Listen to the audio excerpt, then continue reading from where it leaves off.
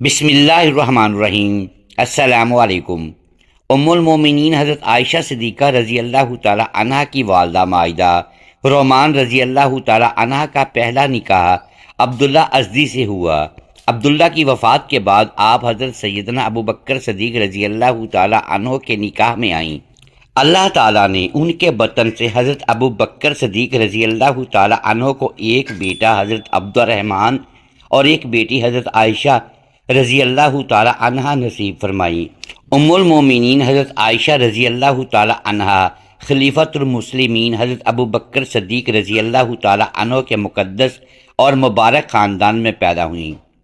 جب نبی کریم صلی اللہ علیہ وآلہ وسلم حضرت ابو بکر صدیق رضی اللہ تعالی عنہ کے گھر میں بنی ہوئی مسجد میں تشریف لاتے اور قرآن پاک کی تلاوت فرماتے تو حضرت عائشہ صدیقہ رضی اللہ تعالی عنہ ایسے وقت میں موجود رہتی اور فیض اٹھاتی۔ بچپن کا زمانہ بچپن ہی کا ہوتا ہے، لیکن اللہ تعالیٰ نے جن مقدس بندوں کو نوازنا اور بلند مقامات پر پہنچانا ہوتا ہے وہ ابتدا ہی میں تھے انہیں بے پناہ صلاحیتوں اور خوبیوں سے مالا مال فرما دیتا ہے۔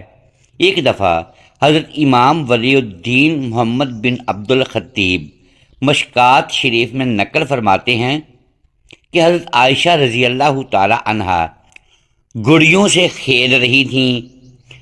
ان گڑیوں میں ایک گھوڑا بھی تھا جس کے دائیں اور بائیں دو پر لگے ہوئے تھے۔ نبی کریم صلی اللہ علیہ وآلہ وسلم نے گھوڑے کے بارے میں دریافت فرمایا تو حضرت عائشہ صدیقہ رضی اللہ تعالی عنہ نے جواب دیا کہ یہ گھوڑا ہے۔ آپ صلی اللہ علیہ وآلہ وسلم نے فرمایا کہ گھوڑوں کے تو پر نہیں ہوتے، تو حضرت عائشہ رضی اللہ تعالی عنہ نے فوراً جواب دیا، کیوں؟ حضرت سلیمان علیہ السلام کے گھوڑوں کے تو پر تھے۔ جب ام المومنین حضرت خدیجہ رضی اللہ تعالی عنہ اس دنیا سے رخصت ہو گئیں تو نبی کریم صلی اللہ علیہ وآلہ وسلم غمگین رہنے لگے، تو حضرت عثمان بن مظمون رضی اللہ تعالی عنہ کی بیوی حضرت خولہ بنت حکیم رضی اللہ تعالی عنہ نبی کریم صلی اللہ علیہ وآلہ وسلم کے پاس آئیں اور عرض کیا، یا رسول اللہ صلی اللہ علیہ وآلہ وسلم، آپ دوسرا نکاح فرما لیجئے۔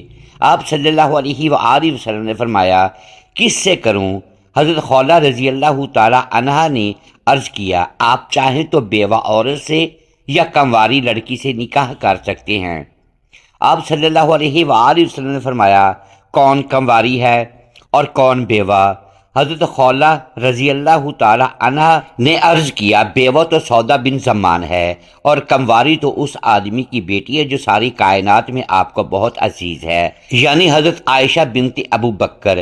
نبی کریم صلی اللہ علیہ وآلہ وسلم نے فرمایا، عائشہ کے بارے میں بات کرو۔ حضرت خولہ فرماتی ہیں کہ میں اس کے بعد ام رومان رضی اللہ تعالی عنہ کے پاس گئیں اور ان سے کہا کہ تمہارے لیے بہت عظیم خوشخبری ہے جس میں دنیا و آخرت کی بھلائیاں چھپی ہیں۔ انہوں نے کہا، وہ کون سی خوشخبری ہے؟ حضرت خولہ رضی اللہ تعالی عنہ نے فرمایا، نبی کریم صلی اللہ علیہ وآلہ وسلم عائشہ کا ذکر فرما رہے ہیں۔ انہوں نے کوئی جواب دینے کی بجائے کہا، تھوڑا انتظار کرو، ابھی ابو بکر صدیق تشریف لانے ہی والے ہیں۔ تو کچھ دیر بعد حضرت ابو بکر صدیق رضی اللہ تعالی عنہ تشریف لے آئے، تو حضرت خولہ رضی اللہ تعالی عنہ نے ان سے اس بات کا ذکر کیا، تو انہوں نے فرمایا کہ کیا یہ ان کے لیے صحیح ہے؟ عائشہ تو ان کی بھتیجی ہے۔ حضرت خولہ رضی اللہ تعالی عنہ نے واپس آ کر نبی کریم صلی اللہ علیہ وآلہ وسلم سے اس بارے میں پوچھا، تو آپ صلی اللہ علیہ وآلہ وسلم نے فرمایا کہ ابو بکر میرے اسلامی بھائی ہیں اور اسلامی بھائیوں کے ہاں نکاح کرنا جائز ہے۔ جب حضرت ابو بکر صدیق رضی اللہ تعالی عنہ کو اس بات کا پتہ چلا تو انہوں نے اس مبارک ترین رشتے کو فوراً قبول کر لیا، لیکن چونکہ اس سے پہلے حضرت عائشہ رضی اللہ تعالی عنہ کی نسبت جبیر بن مطعم کے بیٹے سے طے کی جا چکی تھی، وعدہ خلافی نہ ہو جائے، اس لیے ان لوگوں سے بھی پوچھنا ضروری تھا۔ حضرت خولہ رضی اللہ تعالی عنہ فرماتی ہیں کہ حضرت ابو بکر صدیق رضی اللہ تعالی عنہ جبیر بن مطعم کے گھر تشریف لے گئے اور فرمایا کہ آپ لوگوں نے ہماری بچی کا رشتہ مانگا تھا، اب تم اس بارے میں کیا کہتے ہو؟ جبیر بن مطعم کے گھر والے اب تک مسلمان نہ ہوئے تھے۔ مطعم نے اپنی بیوی سے پوچھا تو اس نے کہا کہ اگر یہ لڑکا عائشہ رضی اللہ تعالی عنہا ہمارے گھر آ گئی تو ہمارا لڑکا بھی اپنے باپ دادا کے دین سے پھر جائے گا، اس لیے ہمیں کسی صورت یہ بات منظور نہیں۔ حضرت ابو بکر صدیق رضی اللہ تعالی عنہ ان دونوں کی رائے جان لینے کے بعد وہاں سے تشریف لے آئے۔ اب انہیں وعدہ خلافی کا کوئی خطرہ نہ تھا، خوشی اور مسرت کی کوئی انتہا نہ تھی۔ آنے کے بعد خولہ رضی اللہ تعالی عنہا سے کہا، نبی کریم صلی اللہ علیہ وآلہ وسلم سے کہو آپ کا پیغام مجھے قبول ہے، آپ تشریف لے آئیے۔ ابو بکر صدیق رضی اللہ تعالی عنہ کا پیغام سن کر آپ صلی اللہ علیہ وآلہ وسلم تشریف لے آئے تو حضرت ابو بکر صدیق رضی اللہ تعالی عنہ نے حضرت عائشہ رضی اللہ تعالی عنہا سے آپ کا نکاح کر دیا۔ مہر کی مقدار 400 درہم مقرر ہوئی۔ حضرت عائشہ رضی اللہ تعالی عنہا جب مکہ مکرمہ سے ہجرت فرما کر مدینہ منورہ تشریف لائیں تو اس وقت آپ اپنے رشتہ داروں کے ساتھ بنو حارث کے محلے میں قیام فرما، یہاں آپ اپنی والدہ کے ساتھ 8 مہینے تک مقیم رہیں۔ اس وقت مدینہ منورہ کی آب و ہوا بڑی سخت تھی، جس کی وجہ سے مدینہ منورہ ہجرت کر کے آنے والے اکثر بیمار ہو گئے۔ خود حضرت ابو بکر صدیق رضی اللہ تعالی عنہ اور حضرت عائشہ صدیقہ رضی اللہ تعالی عنہا بیمار ہو گئیں۔ جب صحت یاب ہوئی تو حضرت ابو بکر صدیق رضی اللہ تعالی عنہ نبی کریم صلی اللہ علیہ وآلہ وسلم کی بارگاہ میں حاضر ہوئے اور درخواست کی کہ یا رسول اللہ صلی اللہ علیہ وآلہ وسلم، آپ اپنی بیوی کو اپنے گھر بلا لیجئے۔ آپ صلی اللہ علیہ وآلہ وسلم نے فرمایا، اس وقت میرے پاس مہر ادا کرنے کے لیے رقم نہیں ہے۔ حضرت ابو بکر صدیق رضی اللہ تعالی عنہ نے عرض کیا، یا رسول اللہ صلی اللہ علیہ وآلہ وسلم، میری دولت قبول فرما لیجئے۔ چنانچہ آپ صلی اللہ علیہ وآلہ وسلم نے 12 اوقیہ اور 1 نش یعنی 100 روپے حضرت ابو بکر صدیق رضی اللہ تعالی عنہ سے قرض لے کر حضرت عائشہ صدیقہ رضی اللہ تعالی عنہا کے پاس بھجوا دیے۔ اس کے بعد انصاری مدینہ کی چند عورتیں دلہن کو لینے کے لیے حضرت ابو بکر صدیق رضی اللہ تعالی عنہ کے گھر آئے۔ حضرت ام رومان رضی اللہ تعالی عنہا نے حضرت عائشہ رضی اللہ تعالی عنہا کو آواز دی اور اس وقت اپنی سہیلیوں کے ساتھ جھولا جھولنے میں مصروف تھیں۔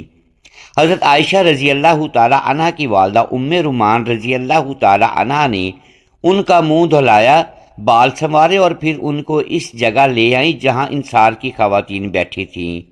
حضرت عائشہ رضی اللہ تعالی عنہا دلہن بنی ہوئی وہاں پہنچی تو مہمانوں نے کہا، تمہارا آنا خیر و برکت ہے۔ یہ صدا لگا کر دلہن کا شاندار طریقے سے استقبال کیا۔ تھوڑی دیر بعد نبی کریم صلی اللہ علیہ وآلہ وسلم بھی تشریف لے آئے۔ حضرت اسماء بنت یزید رضی اللہ تعالی عنہا جو کہ حضرت عائشہ رضی اللہ تعالی عنہا کی سہیلی ہیں، بیان کرتی ہیں کہ اس وقت حضرت عائشہ رضی اللہ تعالی عنہا کے گھر والوں نے نبی کریم صلی اللہ علیہ وآلہ وسلم جیسے معزز ترین مہمان کی خاطر مدارت کے لیے 1 پیالہ دودھ پیش کیا۔ آپ صلی اللہ علیہ وآلہ وسلم نے اسے خوش دلی سے قبول فرمایا اور اس میں سے تھوڑا سا دودھ پی کر اسے حضرت عائشہ رضی اللہ تعالی عنہا کی طرف بڑھایا۔ چنانچہ انہوں نے حیا کرتے ہوئے پیالہ لے لیا اور اس میں سے تھوڑا سا دودھ پی لیا۔ اس طرح شوال کے مہینے میں حضرت عائشہ رضی اللہ تعالی عنہا نبی کریم صلی اللہ علیہ وآلہ وسلم کے پاس بڑی سادگی سے رخصت ہو کر آ گئیں۔ سن 58 ہجری کا ماہ رمضان حضرت عائشہ رضی اللہ تعالی عنہا بیمار ہو گئیں اور انہوں نے وصیت کی کہ انہیں امہات المومنین اور رسول اللہ صلی اللہ علیہ وآلہ وسلم کے اہل بیت کے پہلو میں جنت البقیع میں دفن کیا جائے۔ ماہ رمضان کی 17 تاریخ منگل کی رات ام المومنین حضرت عائشہ رضی اللہ تعالی عنہ نے وفات پائی۔ آپ 18 سال کی عمر میں بیوہ ہوئیں اور وفات کے وقت ان کی عمر 66 برس تھی۔ حضرت ابو ہریرہ رضی اللہ تعالی عنہ نے نماز جنازہ پڑھائی۔ محترم ناظرین، امید ہے آج کی یہ ویڈیو آپ کو پسند آئی ہوگی۔ ناظرین گرامی، ویڈیو کو لائک کیجئے، چینل کو سبسکرائب کیجئے اور بیل آئیکن پریس کر دیں تاکہ ہر نئی آنے والی ویڈیو آپ تک بر وقت پہنچ سکے اور ہماری حوصلہ افزائی ہوتی رہے۔ شکریہ۔ اللہ حافظ۔